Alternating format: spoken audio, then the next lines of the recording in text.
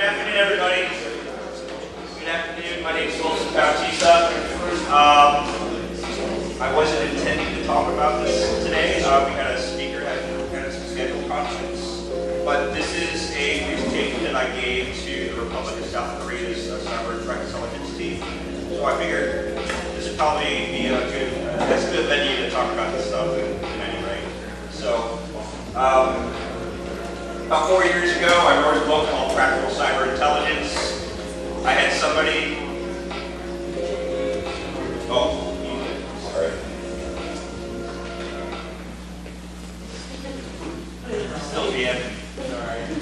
Yeah, so about 4 years ago, I saw a bunch of issues with the cybersecurity organizations that I was working with, in that they were not able to communicate effectively across the organization, partly because they were siloed, and it really made me anxious, and just like we could do it so much better. And so I put this book together based off of what I learned in Afghanistan, being a communications officer. I was responsible for 117 Marines. And we were all on the south of Helmand province in southern Afghanistan. And we were able to look at an entire battlefield and able to communicate across one another in order to make missions happen. So it was really important to see how it wasn't just the IT team that was connecting to one another and making sure that people talk. It was also supply. It was also operations. It was, different battalions making sure that information went up and information went down. And so when I first wrote this, cyber threat intelligence was like the only intelligence that you heard of, right? But now people have kind of changed that since then. But yeah, everybody says CTI is intelligence. Well, the way that I look at it is that you have different forms of information coming from different sources. That raw data is turned into information, then information is turned to make intelligence, right? Because you have to make it actionable. So this is the agenda. Hopefully I can make it through this whole thing. There's a lot of slides. I'll talk to you about who I am, where I'm from, what is practical cyber intelligence, the OODA loop. I'm pretty sure that everybody's heard that. A different view on F3EAD. A framework and capability maturity model that integrates inputs and outputs from key functions in an information security organization, and the idea of communicating with the potential for exploitability based on cyber intelligence. Lots there. So again, I was in the Marines. I first started enlisted. I was a musician, and then I got my college degree, and they said, we're going to make you an IT officer. And so there I was on the front lines in Afghanistan. I did that for a bit, and then I went to the reserves, and then went to the Army National Guard, where I ended up being the captain of the cyber defense team, cyber network defense team of North Carolina National Guard, and eventually retired out of there. I spent a lot of time in the private sector doing defense manufacturing as a DoD contractor, and now I have my own consultancy. And just doing governance, risk, and compliance, and helping out a lot of different organizations become more secure. So that's what I'm doing now. And the reality of the reality of the security professional is really interesting, because a lot of people look at it, it's just like, man, it's really overwhelming. There's so many things, so much data is coming at us that we're not able to sort through it. We're resource constrained, and we have so many security tools. So, like I said before, when I first wrote this, I was like, all right, we have a vulnerability management team. They have all the scanners, right? And they have a security compliance tool, and it's doing scans based on security configurations. But we're not talking to each other saying, hey, we have vulnerabilities here, we have compliance issues here. What are we doing? There's a lot of issues here. Why are we fixing that? And then you start adding, it's like, oh, you want to be top of the line, best in breed cybersecurity organization. Let's add C. Let's add, the best antivirus, whatever. it became more and more confusing because a lot of people were just taking all this information, it was just slammed. And you see CISO, it's just like, please don't fire me. You know, it was like that all the time.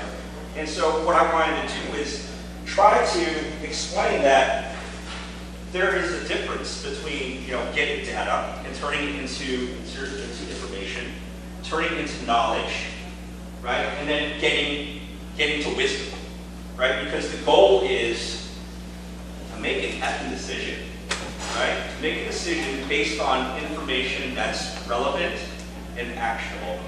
Make sense? So instead of just getting a bunch of scans, a bunch of monthly reports, it's actually taking that information and turning it into something to say, all right, I know that we're a resource constraint, but the thing is like, this poses the most risk to the organization. This is the most valuable asset to the organization. Maybe we should probably focus our efforts here first, instead of, oh my God, I gotta plug a bunch of holes, right? That's really how it is. So, my definition of quality decision making is the production of accurate, relevant, and timely information that's key to good decision making. Good decisions require good information that is derived from raw facts. It's key to business survival in a global market. And so I asked, how can I leverage my military experience to provide quality decision-making capability to my team? So much like a military organization, we have different sections. Like we have S2, which is intelligence, G2, which is intelligence at a higher level, and J2, which is intelligence at a higher level, the joint level. The cybersecurity organization, you have a cyber threat intelligence. In the military, you have different levels, right? Like I talked about, these are all sections that make up a military unit, S1, S2, S3, S4, S6, and they all support the commander in making their decisions, right? Flow down of military requirements. This is just an example. From the division level, from Marine side, from the division level, the general gives their guidance, the commander's intent, they flow it down to the regiment level, and they flow it down to the battalion level. Whatever this person wants, the commander's intent is what these subordinate units are supposed to do. So information needs to flow up and flow down. Everybody kind of understand that so far? So, when I look at intelligence, it's not just cyber threat intelligence. I look at intelligence as vulnerability management team is a source of intelligence. People that are handling incident response is a source of intelligence. It's the same thing in business operations. Operations, finance, something intelligence, make up the factors that allow business owners, CEOs, to make decisions. Shouldn't it be the same with cybersecurity? So, I came up with this crazy definition. Cyber intelligence is the ability to gain knowledge about an enterprise and its existing conditions and capabilities in order to determine the possible actions of an adversary when exploiting inherent critical vulnerabilities. It uses multiple information security disciplines, threat intelligence, vulnerability management, security configuration management, incident response, and so on, and tool sets to gather information about the network through monitoring and reporting to provide decision makers at all levels to prioritize risk mitigation.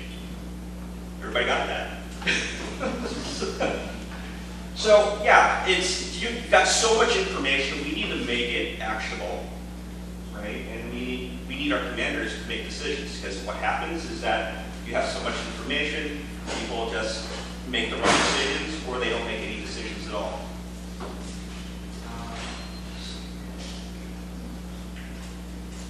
So once again, this is same thing, a funnel of different intelligence sources making cyber intelligence. Now, how do we look at it from the cybersecurity aspect?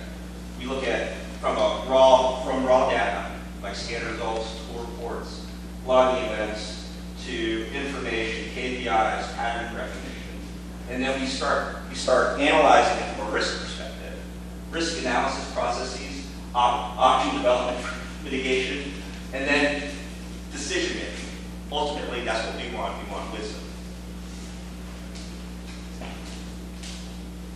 So what is practical cyber intelligence?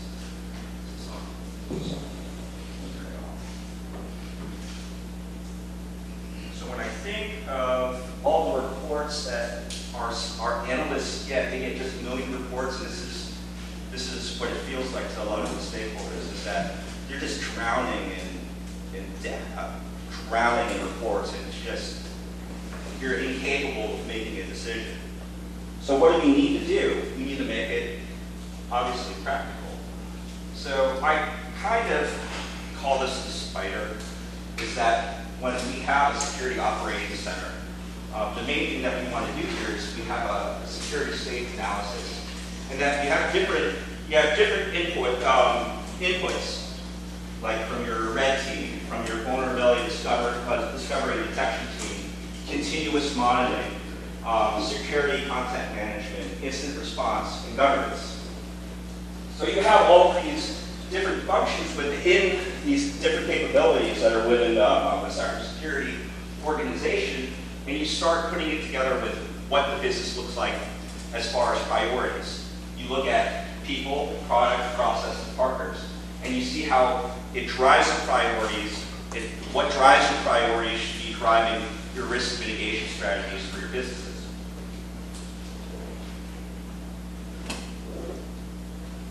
And for anybody that's in the military, everybody should know what SMEAC is.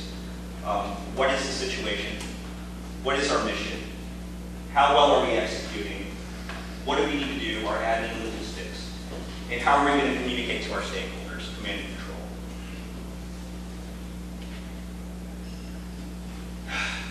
Okay. I'm going to stop. I would talk for 12 minutes. Anybody lost? I'm lost.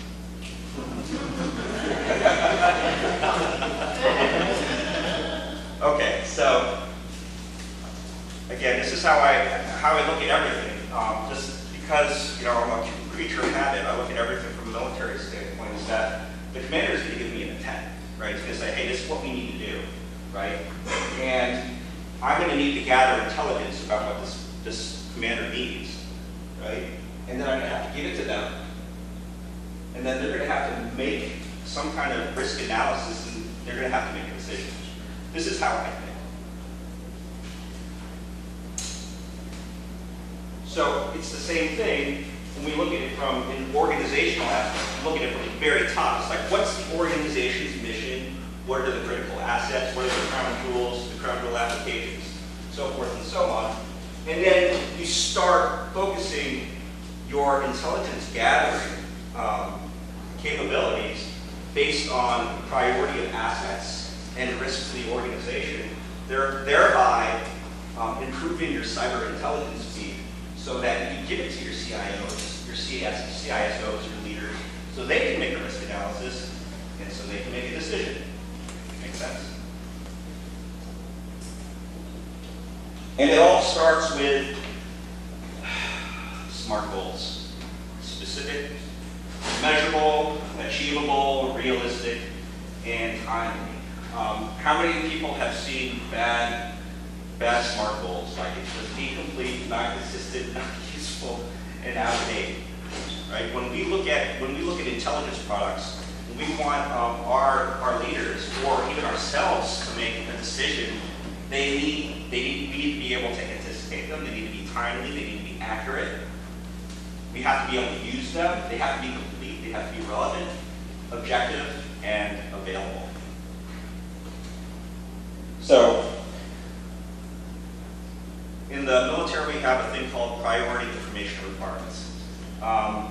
Just like your crown jewels and your critical assets, each of them are ranked, right? Some things like, okay, well, we could do without that crown jewel for maybe 24 hours. But if we lose this, we're done. Right? It's the same thing with information requirements. Commanders need to make a decision based off of risks that pose the most impact to the organization. Risks meaning the bad things that happen, or if they're doing offensive operations, they're looking for if this situation happens, A happens and B happens, I need to know it right away so we can take action right away, right? It's the same thing here. From a strategic level, we create priority information requirements. They ask only one question. They focus on a specific fact, event, or activity, and they provide intelligence required to support a single decision. Now, Napoleon used intelligence a lot during the time that he was around. He sent out his scouts to find out exactly what does the terrain look like. I want to know what the terrain looks like. I want to know what seasons it rains. I want to know where the troops are staying, whatever. So he could start putting the ducks in a row so he could make a decision and then punch the enemy in the throat, pretty much. It's the same thing here, is that we need to be able to have those same anticipatory priority information requirements from the strategic level, from our leadership to say, this is what I'm looking for, and drive it down, decentralize, well, delegate it to your operational level and to your tactical levels and say, this is what I'm looking for, this is why I'm looking for, this is what I want, this is how I want it. Make sense? So when we start looking at the requirements from each of these groups, senior leadership, intelligence program board, security team leads, we start creating a list, a master information requirements list, and we start prioritizing that list. And then we start putting them into the highest priority. This is good to know. This is probably important, but we're not really focused on this, and this stuff's just not valid. So now we're prioritizing all of these information requirements so that leadership can make a decision. And what does that look like? I need to slow down. All right, crazy talk. Wilson's talking. So, for instance, information requirement 1, information requirement 2. You have different teams that have different inputs and different outputs that need to go to each of these requirements. The requirements follow the typical intelligence cycle, is that when they're collected, they're refined, they're produced into the intelligence, and then it's disseminated to your upper level of leadership. Sometimes your IT operations team doesn't need to, well, in this case, it does need to be for information requirement 1. But sometimes these three teams would be required to make information requirement 2. Why is this important to know? It's because you don't want people to be allocating their resources to collecting information that's not going to mean anything. So that's why you focus on these 2 teams to be able to provide the information requirements to fulfill the requirements for 1, and sometimes they don't need to be for requirement 2. And what we do is, what we're trying to do is we're trying to increase our decision-making cycle, and what we call in the military is the OOLU. Observe, orient, decide, and act. Who has not heard this term before?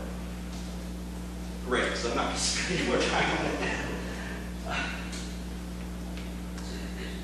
So when we look at how the OOLU and the cyber kill chain all interact, like we know that observe is reconnaissance, orient, decide is weaponization, delivery, and then weaponization, act is delivery, exploitation, installation, command and control, and actions on objective is observe. And so from an adversary perspective, from an adversary's perspective, we want the defense to not be able to figure out how to break this chain. But from our perspective, we need to be able, as a defensive organization, is to make sure that information is flowing so we can break their chain. Because what is it? The definition of war is 2 opposing wills trying to impose the will on another. In order for you to impose your will on another, you need to be able to think faster than they do, and the way that you're going to think faster than they do is by decreasing your decision-making cycle. And that's how you deal with cyber intelligence.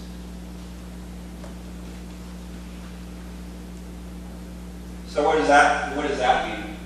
All right, from CIS control number one, a lot of what we could look, at least glean from this is that we know that we need to have at least the most accurate inventory that we can. I think that the 80% solution. So if we look at it from a strategic level, can we say in our organizations that we have 80% of our inventory accounted for, right? And the reason why I say it's important to have at least 80% is because if you're making decisions based on 50%, that means that you have 50% that you're missing out on risk decision-making opportunities. So from here, it's like we need to make sure in an organization, do we have an 80% assurance on the inventory and control of our hardware, right? And that's the requirement that needs to be reported down to all of the lower levels. How is that broken down to region, division, security operations, IT operations? Are they all communicating with each other? Are they all interacting with each other to make that happen? Does that break down even further from the tactical level at the country, business, team, and the local IT level? Are those inventories being reported up, and are they accurate? Are they all going to an organization CMDB? Yes, ma'am. Just a quick question. Where did the 80% come from? That was just a number, or is it something? I don't know where did the 80% come from?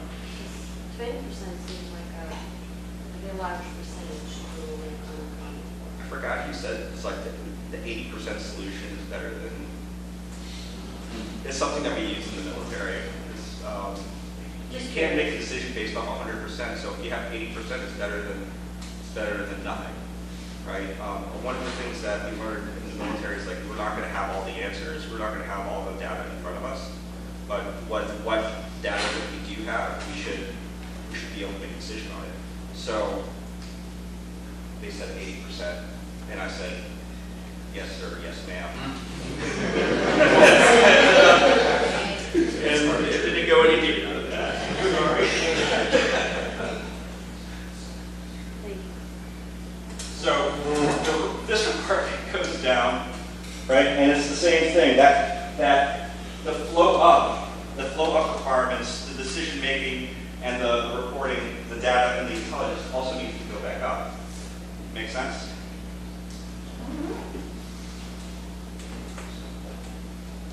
All right. The intelligence process, and when we talked about that in the slide that had the arrow that went horizontal, is that we have to have planning direction, what we need to know, or what we need to do, and how we will do it. Collection. We're not just going to collect from anything. We're going to collect from the things that matter. Processing, the consolidation of information into a report. Analysis and production, understanding the whole picture to answer the original task. And dissemination, providing the written analysis to stakeholders in the way that they want it and at the time of it. And this is where we start getting into the F3 EAD process. But we'll just talk about the cyber kill chain and the intelligence process. Is in phase one in preparation, how do we limit the exposure to our critical information? How can they exploit vulnerabilities to these systems? Phase two, how do we monitor malicious payloads and exploitation attempts? Who has the administrative privileges to install software? So as we go through these, think about how many teams it would take to fulfill this critical requirement for this priority information requirement, this requirement, this requirement, this requirement. Is it the incident response team or is it just the SOC? No, there's several people. Imagine if you had all the information, it was all wrapped into one thing, be like, this is where our critical vulnerabilities are, and this is where we need to fix our stuff. Stuff, I would say another word, but there's a new person.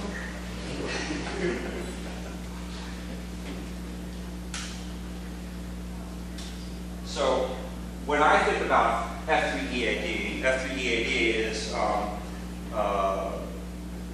would say it's the intelligence cycle / operations cycle of special operations unit is that they find the target by identifying and locating it.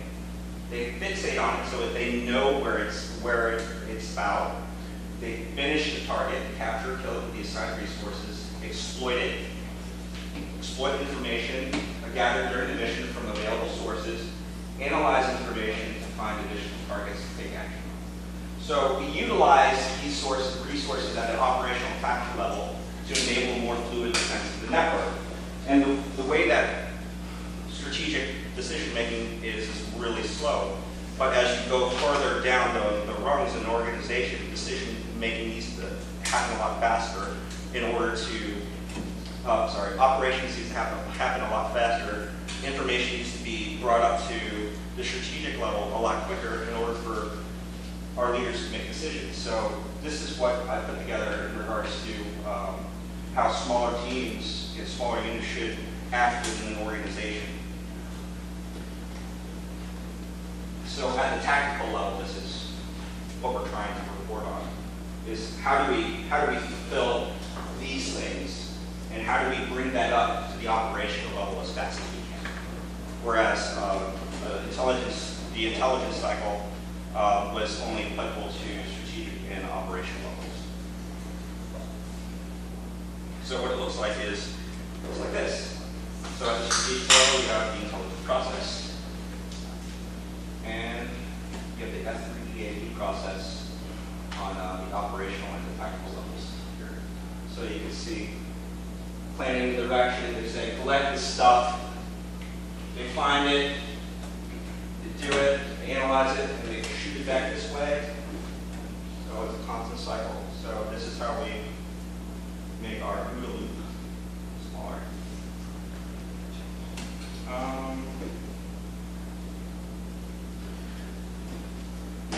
All right, so I'm going to walk through this. So our PIR is, what are our critical applications? Where are the applications located? I need to know an app name, region, and country. And then it goes through the intelligence process, right?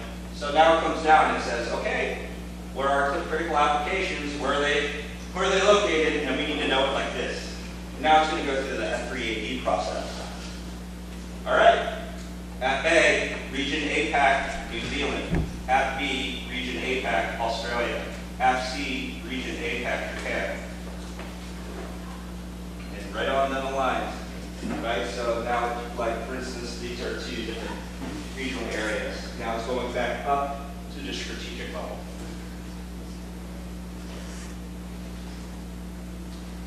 Sorry.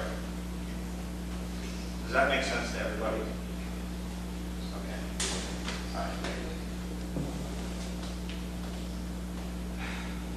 Okay, I'm going to take a break because stuff is 30:29. Any questions so far? Awesome. Keep on going. All right. I love capability maturity models because it gives you kind of the target to work towards, especially when it comes to like cyber intelligence and information security and how we can fit it in. So we look at initial phases. Say initial phase is, oh my God, I don't know what's going on, right? And then phase 2 is like, oh my God, I don't know what's going on, but I kind of do. Phase B is, okay, I think we're getting it together. And then phase C is, okay, I think we're good. I think we're good. Of course, there's going to be a phase D, phase E, phase F. Because we want everything to be iterative, but at least we have something to go off of, some target to move towards. Because the worst thing you have is just we need to get from A to B, and you don't have any kind of steps to get where you go. So, cyber intelligence. This is phase. The initial phase is everything's going to the stakeholder. A bunch of different reports, and they're like, oh my God, I don't know what's going on. And they're trying to mitigate the risk. That doesn't work out so well. Then it goes to, okay, maybe we have a SOC. And maybe we have these different functions that are within the organization, and they're providing different reports to the SOC, and maybe they're providing different reports to the person that maybe were making risk mitigation decisions, but still a lot of information. Now we're starting to get more formalized. All right, now we have a SOC. The SOC maybe says, hey, this is what I want to see from the security state analysis. And from security state analysis says, hey, the SOC is reporting they need to see these things from these teams. Right? And now they have a consolidated report that they're sending to this team. Now this team also sends it to IT guy, that's the poor soul that's patching 1,000 patches. And he needs to know which one's to patch first, which one's to test first, right? It's the same thing with, Security Operations Center with a report from Incident Response. This is what we need to know because they have the PIRs. Incident Response is reporting to, or providing a report, or the other way to Incident Response. This is what's going on, and this is what we need, we're seeing. And so everybody kind of get the picture here, right? Intel, SOC, yada, yada, yada. And then you get phase C, or now we're starting to get to the dashboards. Security Operations Center is now seeing things in a single pane of glass. I love that. Reports are coming from multiple teams. Multiple teams are providing what security state analysis needs for the SOC to make a decision on. Maybe these teams have their own single pane of glass dashboard.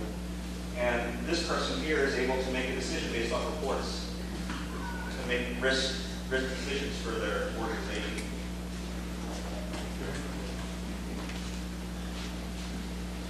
And from an enterprise standpoint, Spider again, RAG charts, single pane of glass, yada, yada, yada, risk dashboards. And that's it. But I'll put this back up. Okay. Yes? Listen, if you could go back to ABC, the maturity model.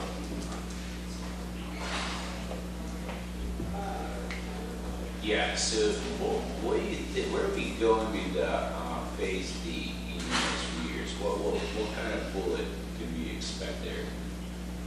Let's say in a perfect kind of that kind of scenario, even in phase C. So phase D to me would look, well, that's a great question. As we kind of move forward as a cybersecurity organization, as new technologies develop, we're always going to constantly figure like we're going to be between maybe A and B and B and C. D would be like we're constantly moving towards this target. We're able to proactively anticipate,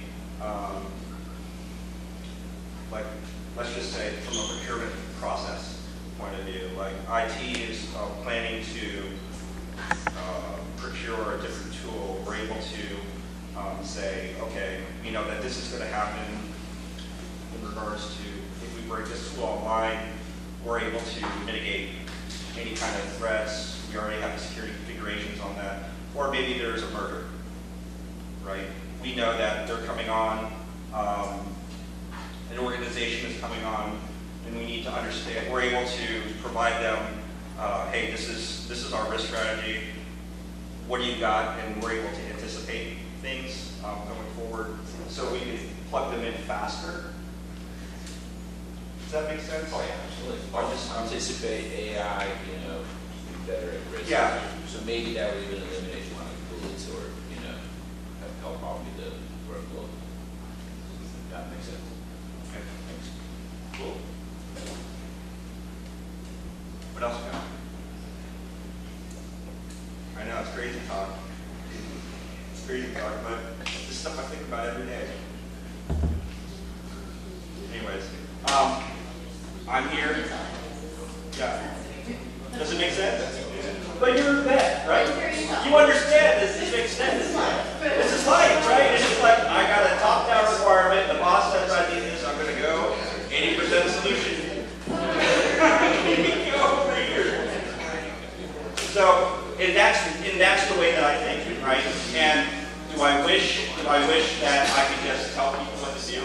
to do it.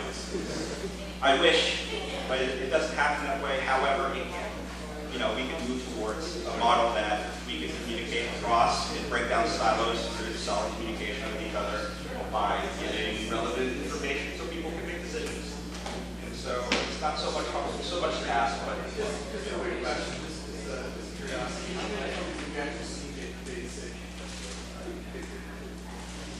none.